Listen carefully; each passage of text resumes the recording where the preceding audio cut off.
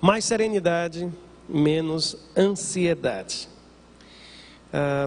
Esse eu acho que é o terceiro sermão que prego acerca deste tema. E hoje, especialmente no próximo domingo pela manhã, nós vamos estar debruçados sobre este capítulo 6 do Evangelho de Mateus. Na verdade, todos os sermões deste período, deste mês ainda de abril, terão como foco a ideia de Jesus como mestre da serenidade. Eu me lembro, algum tempo atrás, de ter lido um livro, um trabalho cujo título é A Pedagogia de Jesus, que o autor começa dizendo que Jesus ele é interpretado e visto de diferentes formas, mas há uma unidade. Independente se aquele homem acredita na divindade de Jesus ou não, se acredita ser Jesus o Messias ou não, parece que há um senso comum que Jesus de fato era um mestre. E no caso específico da serenidade, é uma das coisas que mais causa impacto no meu coração. É perceber aquilo que eu já chamei aqui de imperturbabilidade do Senhor. Da sua serenidade em momentos tão delicados ao longo da sua vida, ao longo do seu ministério. Mas antes de ler o texto de Mateus capítulo 6, versos de 25 a 34, são as palavras do Sermão do Monte, vamos relembrar a atitude que não é a atitude da semana, viu gente? Será a atitude deste mês. Se nós conseguirmos isto, se nós conseguirmos como igreja desenvolver esta atitude, muita coisa vai mudar em nossos corações. Qual foi a atitude que sugerimos no domingo passado? Eu estou chamando de a hora serena. Amanhã, quando você estiver acordando, separar e consagrar um momento do dia para meditação e oração. Pastor, mas eu já faço isso. Amém. Se você já o faz, transforme o foco deste tempo, deste momento que você vive na presença do Senhor, na busca da serenidade. Você vai começar o dia, e por maior que seja a sua necessidade de conforto, a sua necessidade de sabedoria, a sua necessidade de um Deus que cura, você vai pedir ao Senhor que Ele lhe conceda serenidade. Serenidade. Todos os dias, uma hora de serenidade, a hora serena da sua vida. Na sua agenda, a sua hora serena. Se o melhor momento é quando você chegar no seu escritório, consultório, faça isso. Fecha tudo, diz, olha, eu vou estar ocupado por 5 minutos, 10 minutos, você vai ter a sua hora serena com Deus. O seu momento de serenidade. Se você hoje não pode viver somente com uma dose por dia, pode aumentar a dose, não há contraindicações. Você pode ter uma hora serena de manhã, hora serena de tarde, hora serena de noite, não há problema. Ou pode querer as 24 horas viver assim. Mas separe um tempo específico, entra no teu quarto, fecha a porta do teu quarto, como diz a palavra, recolha-se e vá à presença do Deus eterno. Eu vou fazer a leitura do texto e estou recebendo a informação que está no ponto. Então vou fazer a leitura do texto. Depois de ter lido o texto de Mateus, nós vamos ouvir a mensagem musical. O texto de Mateus começa dizendo assim na tradução que tenho: por isso vos digo, não estejais ansiosos quanto à vossa vida, pelo que haveis de comer ou pelo que haveis de beber, nem quanto ao vosso corpo, pelo que haveis de vestir. Não é a vida mais do que o alimento, e o corpo mais do que o vestuário? Olhai para as aves do céu, que não semeiam, nem ceifam, nem ajuntam em celeiros, e vosso Pai Celestial as alimenta. Não valeis vós muito mais do que elas? Ora, qual de vós, por mais ansioso que esteja, pode acrescentar um côvado à sua estatura? E pelo que haveis de vestir, por que andais ansiosos? Olhai para os lírios do campo, como crescem, não trabalham, nem fiam, contudo vos digo que nem mesmo Salomão, em toda a sua glória, se vestiu como um deles. Pois se Deus assim veste a erva do campo, que hoje existe e amanhã é lançada no forno, quanto mais a vós, homens de pouca fé. Portanto, não vos inquieteis dizendo que havemos de comer, ou que havemos de beber, ou com que havemos de vestir. Pois a todas estas coisas os gentios procuram. Porque vosso Pai Celestial sabe que precisais de tudo isso. Mas buscai primeiro o seu reino e a sua justiça, e todas estas coisas vos serão acrescentadas. Não vos inquieteis, pois, pelo dia de amanhã, porque o dia de amanhã cuidará de si mesmo. Basta a cada dia o seu mal. Só essa última frase. Basta a cada dia o seu mal. Vamos ouvir a canção.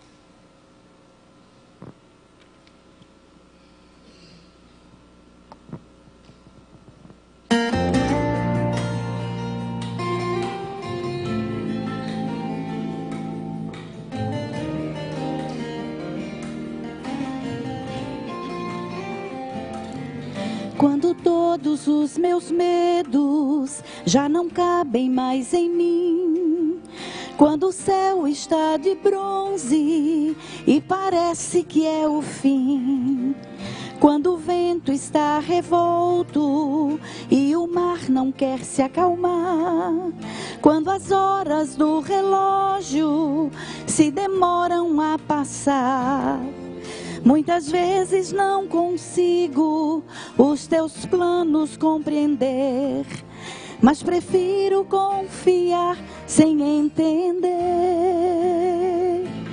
Eu creio em ti,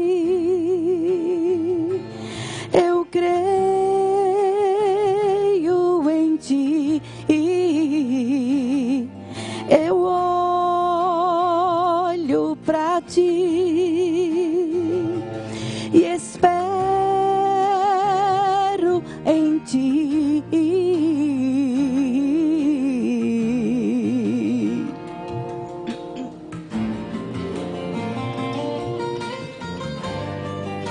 E Deus diz assim para você: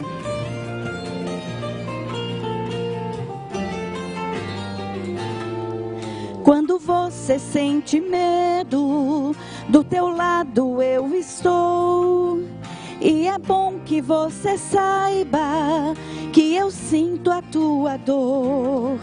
Nunca, nunca se esqueça que o mar posso acalmar e que eu sei o tempo certo da vitória te entregar. Este tempo é necessário para te amadurecer. E depois tem novidade para você. Eu cuido de ti. Eu cuido de ti. Descansa em mim. Comece a sorrir.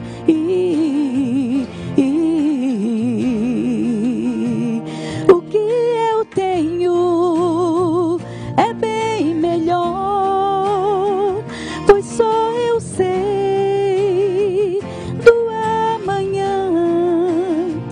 Então recebe o abraço meu, pois da tua vida cuido eu cuido de ti, eu cuido de ti. Descansa, descansa em mim. Comece a sorrir.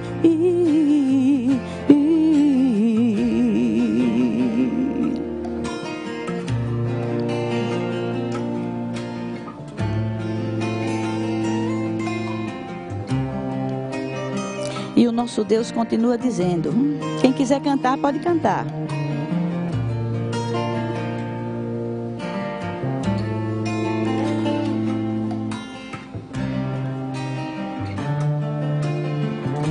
Eu cuido de ti. Eu cuido de ti. Eu cuido de ti. Descansa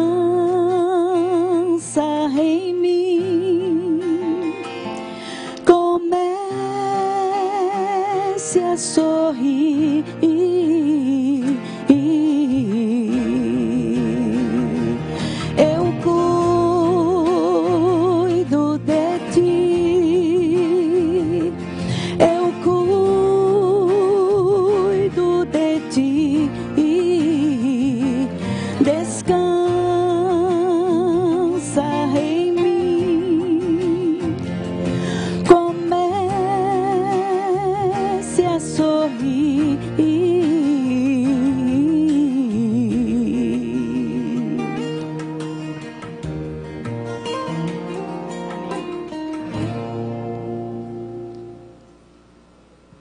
Amém.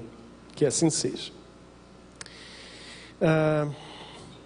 Deixe-me retornar ao alvo da nossa reflexão na manhã de hoje.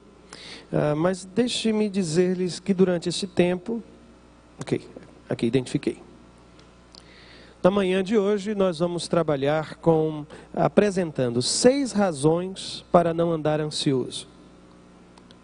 Mas eu sei como pregador que sempre que alguém fala em 6 pontos, isso já começa a gerar ansiedade na congregação. Então, antes que você fique ansioso, eu só vou tratar de 3 hoje.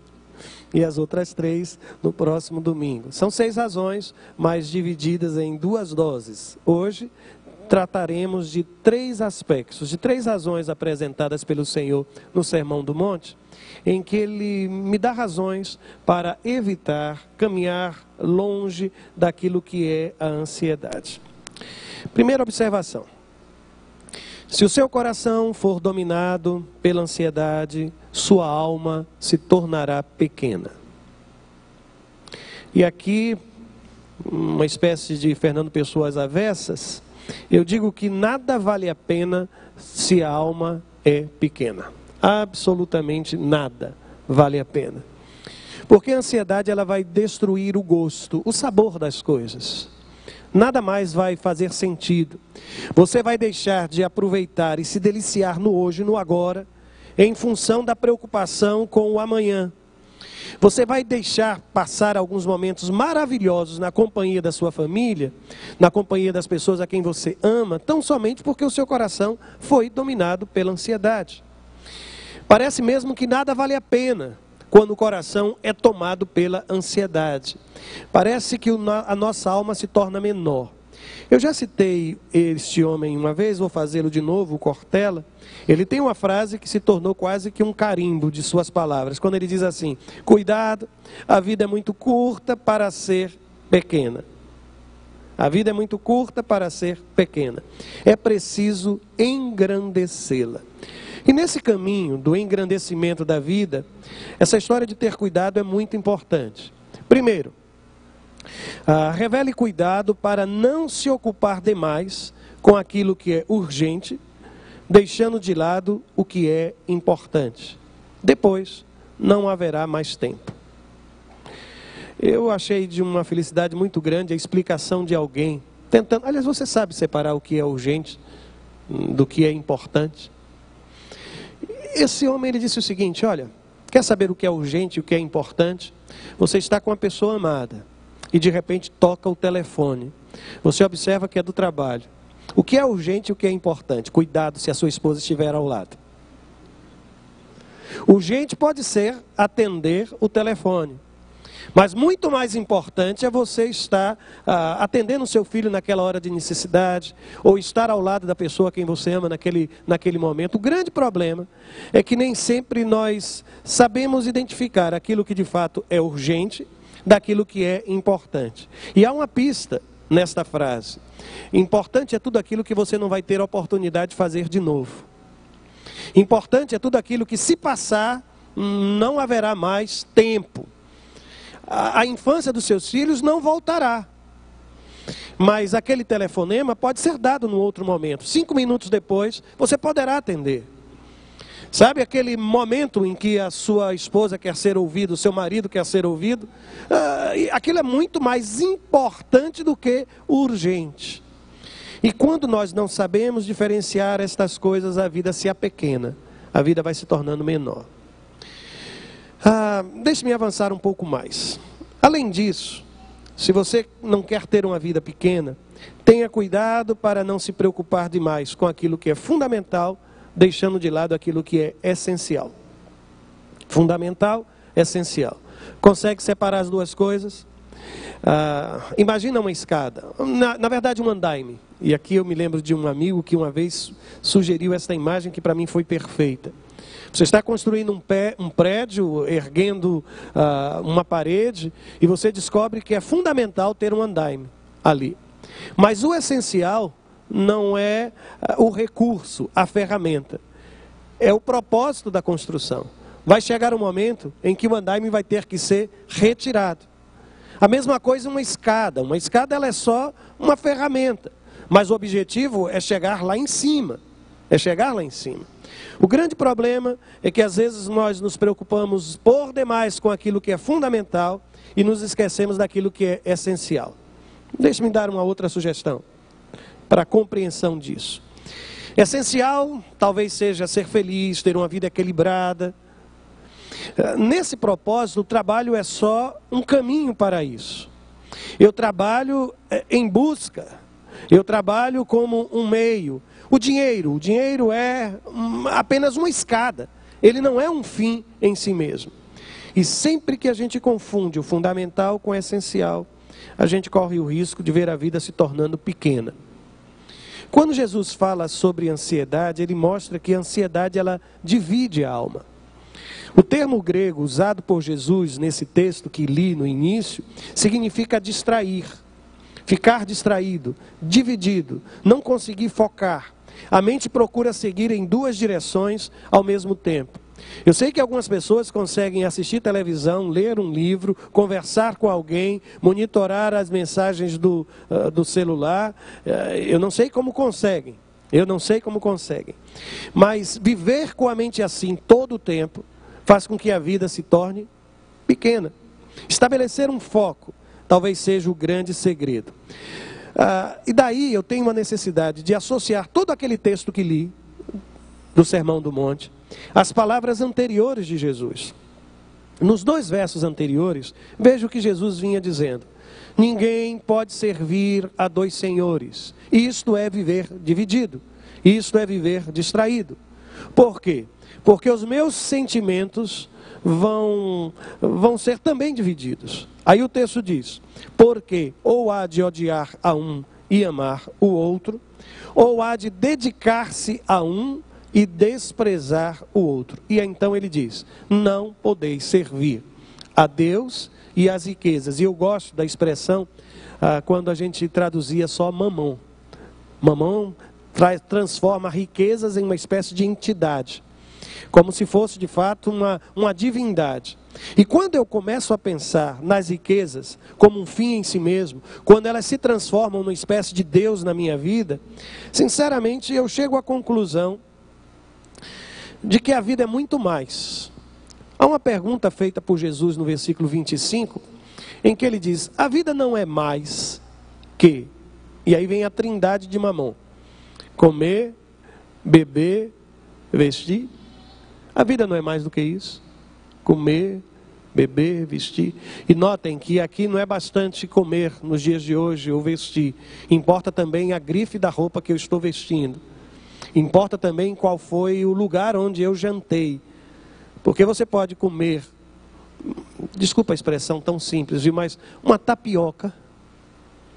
E pode comer aquele prato francês, sabe, cheio de que você olha para que é isso, qual é o gosto disso, que você não sabe nem por onde começar a se servir ou tocar naquele prato. Mas se seu coração não estiver sereno, se a serenidade não for uma marca da sua alma, não vai haver sabor, nem na tapioca, nem no prato francês. Absolutamente não haverá. Eu sei que isso tudo pode parecer um tanto quanto romântico, mas na visão de Jesus, eu preciso entender que quando eu estabeleço a vida, a partir desse tripé, o que eu como, o que eu visto, o que eu bebo, e às vezes, os irmãos mais próximos eu acho que sabem, eu não bebo, mas não bebo bebida alcoólica, viu, irmãos, para ficar mais claro. Mas eu fico impressionado com o preço de uma garrafa. Com uma garrafa pode chegar. Eu, sinceramente, irmãos, comer, beber, vestir, parece ser o sonho das pessoas à nossa volta. Comer bem, vestir-se bem e beber bem. Aí Jesus olha para mim e para você e diz, olha, cuidado para não se tornar um escravo de tudo isso, um servo de Mamon, um servo das riquezas. Cuidado para não tornar a vida tão materialista que a vida vai se tornar pequena. E grande parte da minha ansiedade e a sua ansiedade vai estar exatamente em torno de tudo isso. Porque eu não consigo mais viver de uma forma simples, vestir-me de uma forma simples, calçar-me de uma forma simples, beber algo que não seja tão caro, comer algo que não seja tão sofisticado, tão caro, sem encontrar alegria em tudo isso. E nestas horas as redes sociais parecem favorecer esse tipo de cultura.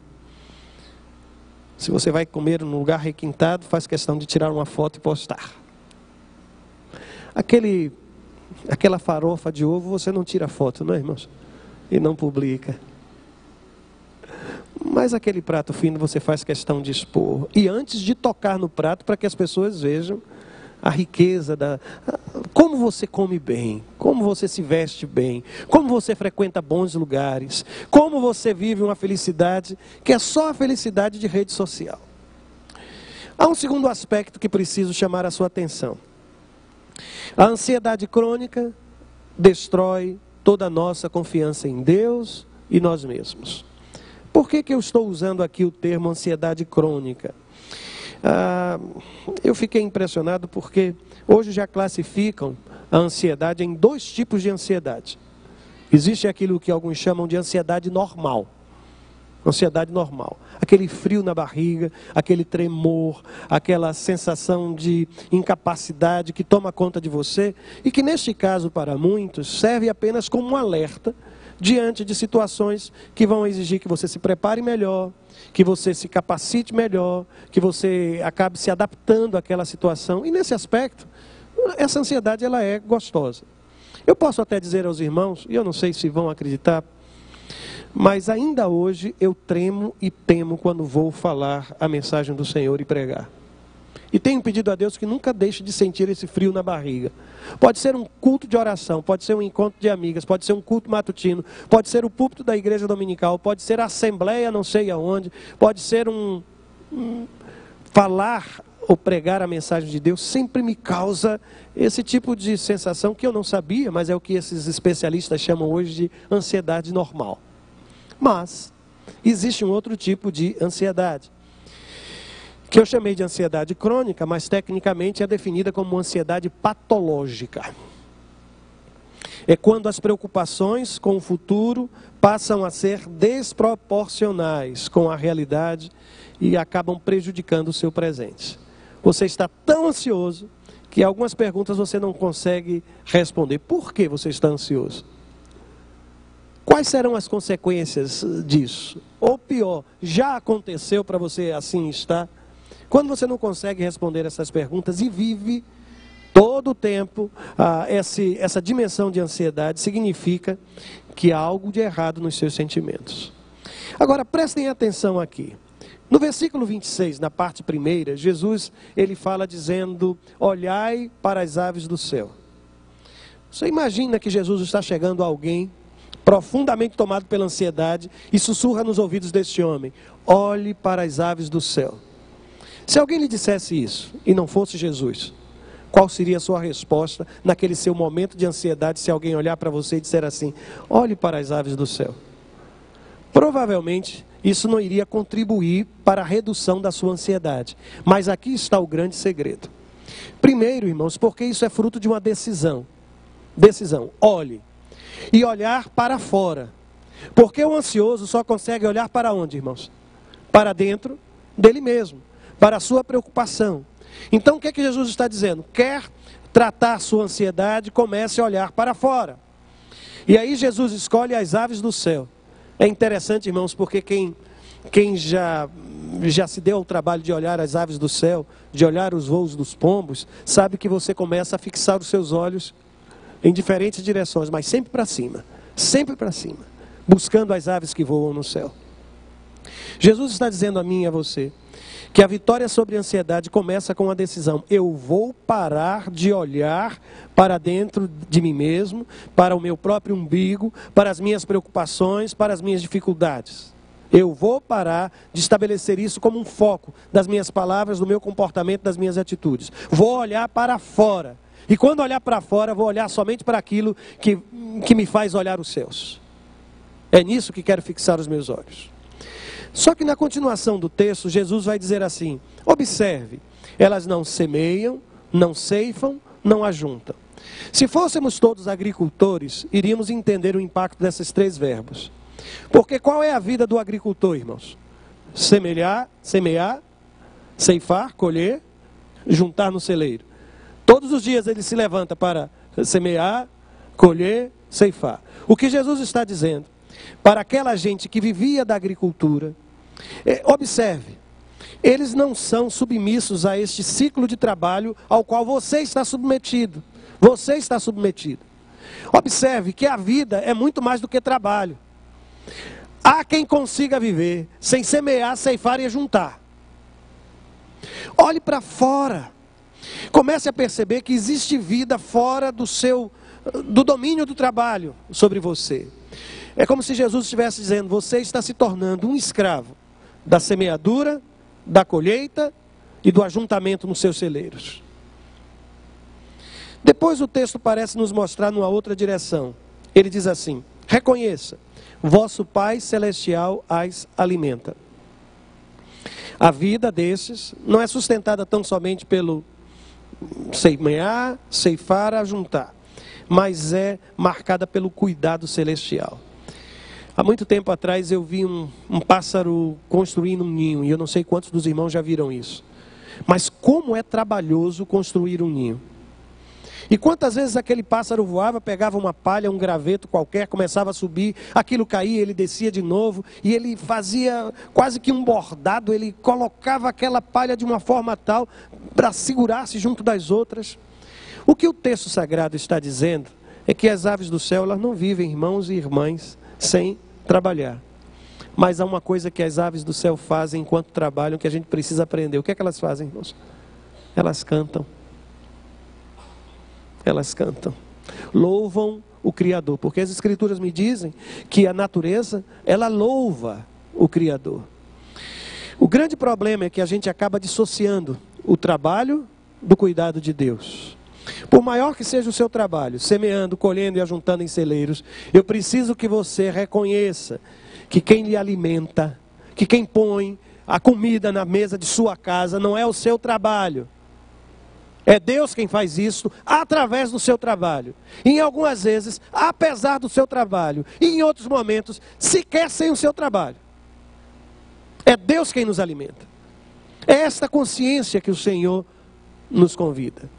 E ainda nesse versículo 26, é como se Jesus estivesse nos dizendo assim: acredite. E aí nos faz uma pergunta: não valeis vós muito mais do que elas? O que é que o texto está dizendo? É que a ansiedade torna a vida pequena, destrói a sua autoestima, você vai se sentindo o pior homem da face da terra, o funcionário mais incompetente, o empresário mais desastroso, um homem que não consegue ser o provedor de sua casa. Aí o texto olha para mim e para você e diz assim: o seu valor não está nisto. O seu valor está no fato de que Deus o fez à imagem e semelhança dele. Aí o texto diz: não valeis vós muito mais do que elas, porque as aves do céu, irmão, não foram criadas à imagem e semelhança de Deus. O único que foi criado à imagem e semelhança de Deus foi o ser humano. E aí a Bíblia está dizendo a mim e a você: não condicione a visão que você tem acerca de si mesmo em função dos resultados do seu trabalho, porque isso seria terrível. Isso acabaria transformando a sua alma em uma alma pequena. A ansiedade iria imperar sobre o seu coração. Terceira coisa que preciso lhe dizer na manhã de hoje é de que a ansiedade, ela é estéril. Ela não tem o poder de acrescentar absolutamente nada em sua vida e na minha vida. Quando é que Jesus diz isso? Eu entendo que Jesus diz isso no versículo 27. No versículo 27 ele diz: ora, qual de vós, por mais ansioso que esteja, pode acrescentar um côvado à sua estatura? Você sabe o que significa côvado? Eu trouxe uma palavra do Champlin. Champlin é um comentarista bíblico muito conhecido. Ele tem uma obra fantástica, a Bíblia inteira comentada versículo por versículo. E ele diz o seguinte, ao explicar essa expressão côvado. Ele diz: o côvado era usado como medida linear, mas também como medida de tempo. Quando tinha o sentido de espaço, indicava uma medida de 46 centímetros. Quando tinha o sentido de tempo, indicava um período breve. Ok. Volta para aquele versículo 27, por gentileza. Volta para aquele versículo 27. Isso, obrigado. Observe então, à luz dessa explicação de Champlin, o que é que Jesus pode estar nos dizendo na manhã de hoje. Ora, qual de vós, por mais ansioso que esteja, pode acrescentar 46 centímetros à sua estatura? Eu acho que algumas pessoas iriam gostar, não é, irmão? Não precisava ser 46, mais uns 30 a mais, uns 20 a mais seria bom. Ou, se não for numa medida linear, se for questão de tempo, o que é que a Bíblia está dizendo? Qual de vocês, por mais ansioso que esteja, pode acrescentar tempo, um pouco mais de tempo à sua vida porque está ansioso? Qual é a resposta, irmãos? A ansiedade, ela acrescenta tempo, acrescenta estatura, acrescenta alguma coisa à vida, ou rouba, ou subtrai da vida o seu melhor.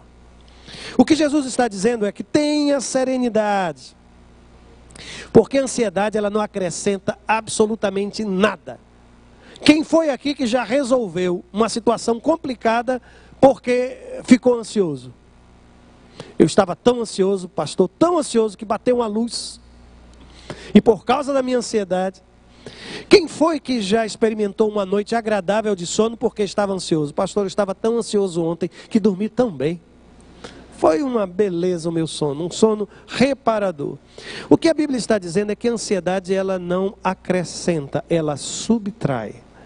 Ela destrói a sua qualidade de vida. Ela não vai lhe ajudar absolutamente nada. Quem foi que já conseguiu pagar conta em função da ansiedade?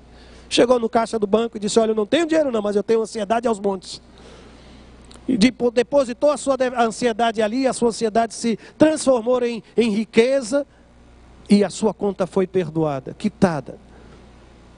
A grande questão, irmãos, é aprender a viver com serenidade, apesar de todas essas situações. Por quê? Porque a ansiedade não vai lhe ajudar em nada. Vai destruir, inclusive, a sua saúde. Inclusive a sua saúde. E eu digo isso, porque agora sim vai lá para Provérbios 12, 25, quando a Bíblia diz que a ansiedade no coração do homem o abate. Já viu falar em abatedouro? O irmão sabe o que é que acontece no abatedouro? O que é que acontece no abatedouro, irmãos? Os animais, eles são mortos. Porque abatido é uma palavra suave em alguns momentos. Mas quando a gente pensa em abatedouro, aí fica mais fácil. O que o texto está dizendo é assim: a ansiedade no coração do homem mata. A ansiedade no coração de um homem mata. Mas uma boa palavra o alegra. O grande problema, irmãos, é que a gente ainda não se apercebeu. Por exemplo, e aqui eu coloquei um quadro geral. Por exemplo, ansiedade provoca insônia. Você não consegue dormir. Provoca irritabilidade, e essas coisas estão amarradas. A pessoa não dormiu bem. E tem algumas pessoas que estão, quando estão com sono e quando estão com fome, saiam de perto. Ficam insuportáveis. Então vem: insônia, irritabilidade, dificuldade de concentração, prejuízo da memória, baixa produtividade no seu trabalho, você não tem iniciativa para fazer mais as coisas, e se você vive com algumas metas para bater, aquilo vai se tornando cada vez mais ameaçador, e metas para bater, elas acabam adubando a ansiedade. Vai chegar o dia, vai fechar um mês, e agora, e agora, e agora, e agora.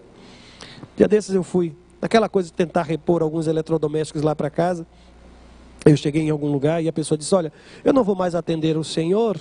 E ele estava com uma posição tão serena, aquele vendedor, porque eu já bati a minha meta. Eu vou convidar o meu amigo para que ele venha ali atender. Eu disse: olha a diferença. E o outro chegou, mas pensem naquele vendedor que queria, porque queria me vender qualquer coisa da loja, a qualquer preço, fazendo qualquer negócio. Baixa produtividade e, finalmente, o comprometimento da saúde.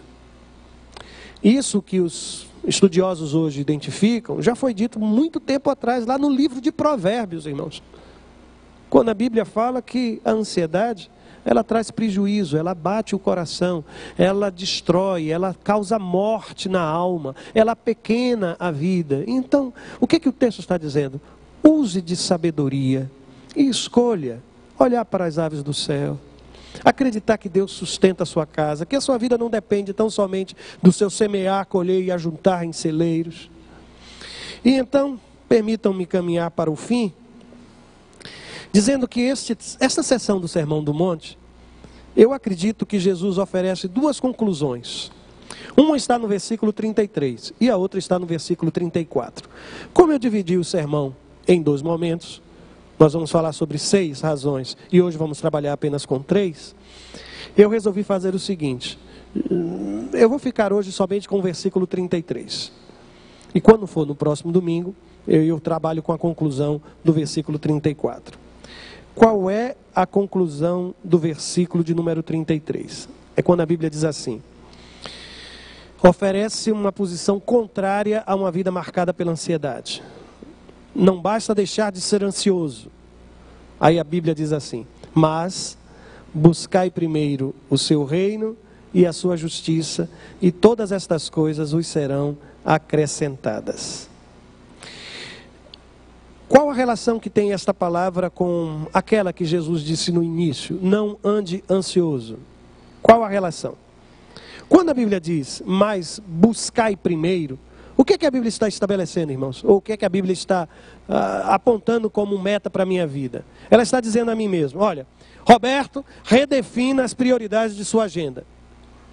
Lembra aquela história do que é fundamental, do que é essencial, do que é importante? Lembra-se daquilo, estabeleça o que de fato é importante na sua vida. Tenha coragem de abrir a sua agenda e olhar.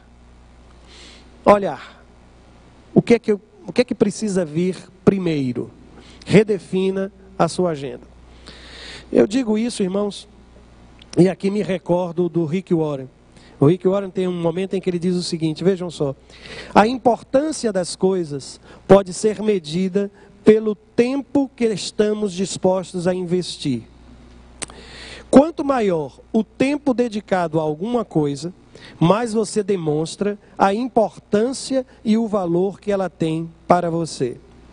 Se você quiser conhecer as prioridades de uma pessoa, observe a forma como ela utiliza o tempo. É por isso que às vezes numa relação afetiva, amorosa, ela tem ou ele tem ciúme do celular. Porque quando eu dedico mais tempo ao celular, eu estou passando uma mensagem silenciosa: isto aqui é mais importante que você. Está entendendo? Quando um filho chega e me diz assim: pai, vamos brincar. Pai, eu não posso, agora tenho muita coisa para fazer. Ele vai crescer com a ideia de que muita coisa é mais do que ele. Porque você dedica tempo mais à coisa do que a gente, pessoas, especialmente ele como seu filho. É por isso, irmãos, que para muitas pessoas a linguagem do amor predominante é o gastar tempo com o outro. É por isso que algumas pessoas se sentem amadas quando dizem assim: ele ficou 1 hora comigo. Ela passou, olha, eu fiquei internado e ela passou o tempo todo ao meu lado. Estar junto não é nem o que está sendo feito, mas é estar junto. Oferecer meu tempo a você. Mas volto. O que essa conclusão do versículo 33 tem a ver com a expressão não ande ocioso? Porque o texto vai dizer: mas buscai o seu reino. Reino de Deus é algo central na mensagem de Jesus.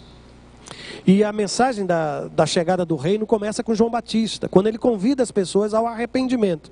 Arrependei-vos, porque é chegado o reino dos céus, ou o reino de Deus.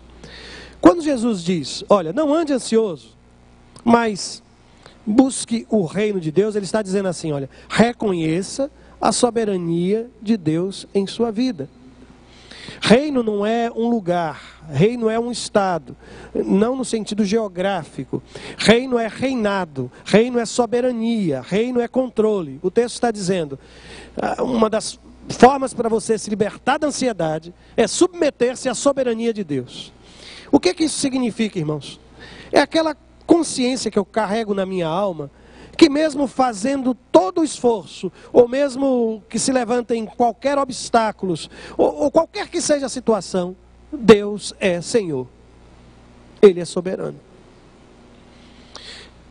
Com isso eu me tranquilizo. Sabem por quê? Porque eu estou debaixo da soberania de Deus. Não tem porquê eu ficar. Não, por quê? Porque Deus sabe o que está fazendo. É aquela situação em que você vive num momento tão caótico, ninguém entende por que você está daquele jeito, e você olha e diz assim, não, mas eu sei quem é o piloto, eu sei quem é o comandante, eu sei quem está à frente. Deus está no controle. Mas eu continuei a me perguntar, quando Jesus diz, não ande ansioso, qual a relação disso com o versículo 33? E foi então que eu descobri que o texto continua dizendo, mas buscai a sua justiça.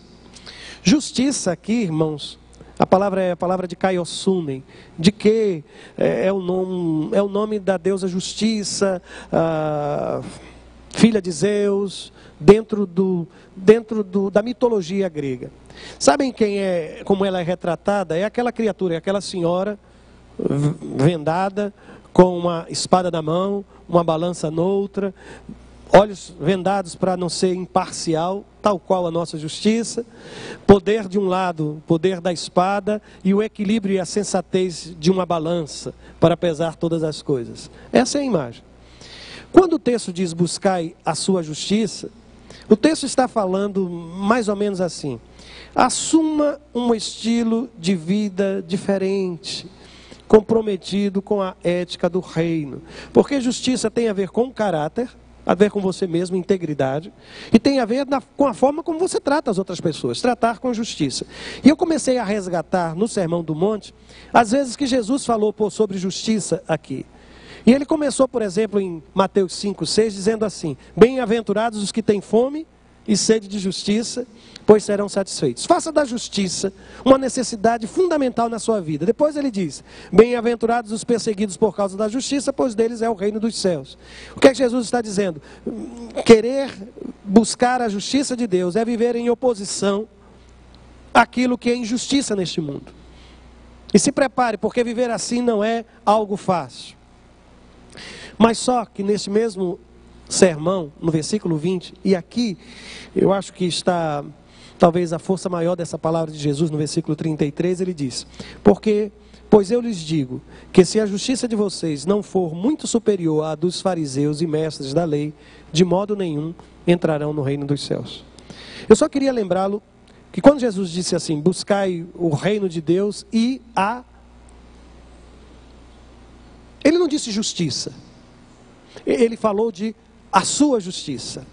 Nesse texto ele está dizendo que também existe um outro modelo de justiça. Qual é o outro modelo de justiça, irmãos, aqui?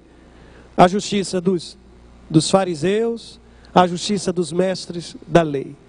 A justiça aos olhos de Deus tem uma característica específica, é a justiça dele. E buscai a sua justiça. Este é o meu padrão de vida. Este é o modelo. Ao invés de estar me preocupando com o que eu vou comer, com o que eu vou vestir, com o que eu vou beber, eu quero me preocupar com aquilo, com o homem que eu estou me tornando, com a pessoa que precisa refletir a justiça de Deus. Eu preciso estar acima dessas coisas, porque elas são, irmãos, superficiais, são rasteiras demais.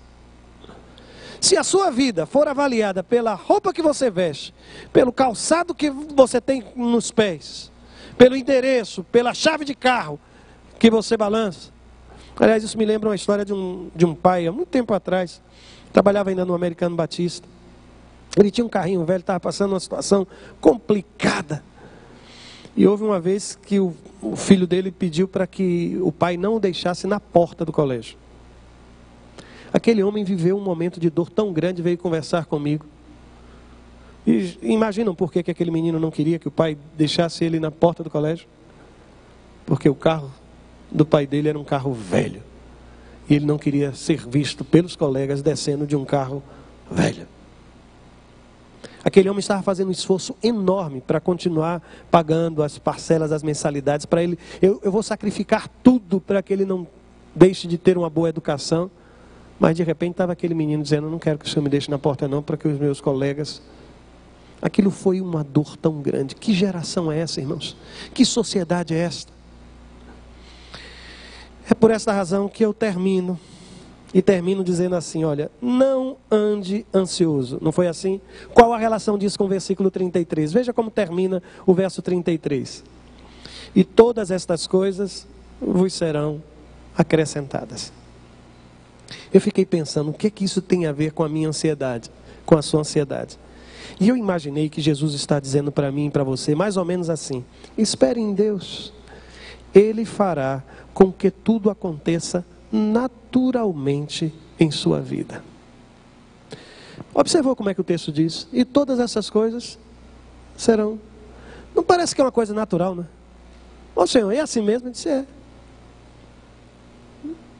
Observe, buscai primeiro o reino, a justiça. E ele diz, olha, à medida que você fizer isso, essas outras coisas vão ser acrescentadas. O sobrenatural se manifesta a partir da naturalidade, do correr do dia a dia.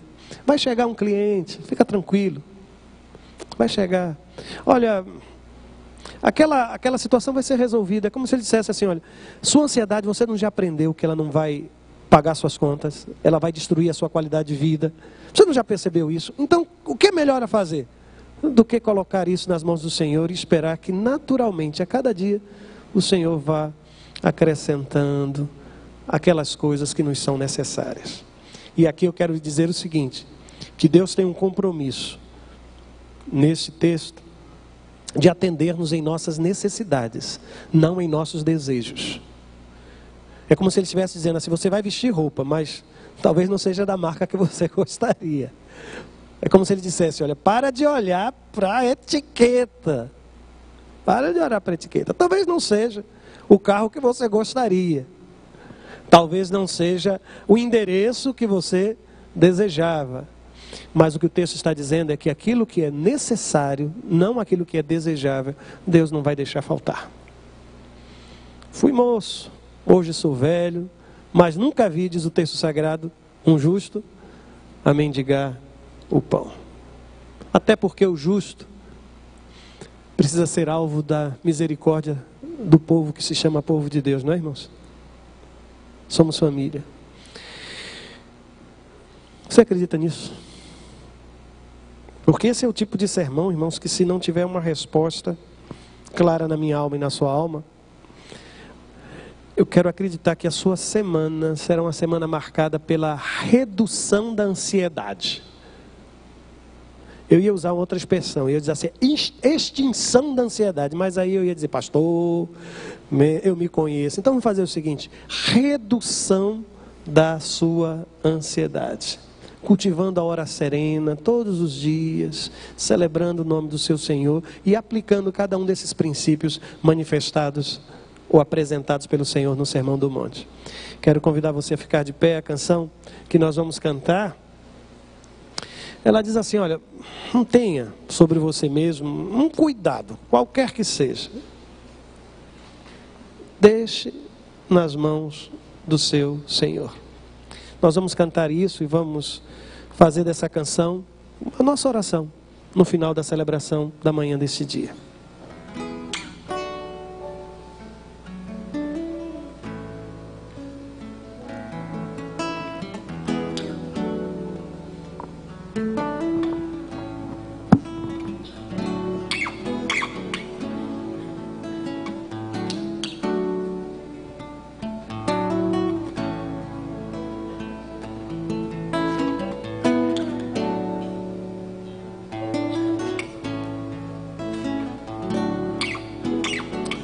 Não tenha sobre ti um só cuidado, qualquer que seja, pois somente um seria muito para ti. É meu, somente meu, todo o trabalho. E o teu trabalho é descansar em mim. É meu, somente meu, todo o trabalho. E o teu trabalho é descansar em mim.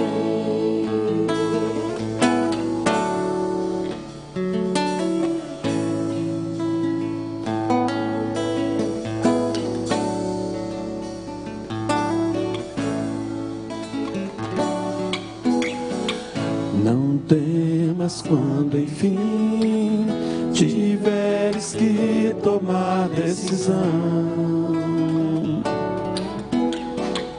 entrega tudo a mim, confia de todo o coração. É meu, somente meu, todo o trabalho, e o teu trabalho é descansar em mim. É meu, somente meu, todo o trabalho, e o teu trabalho é descansar em mim.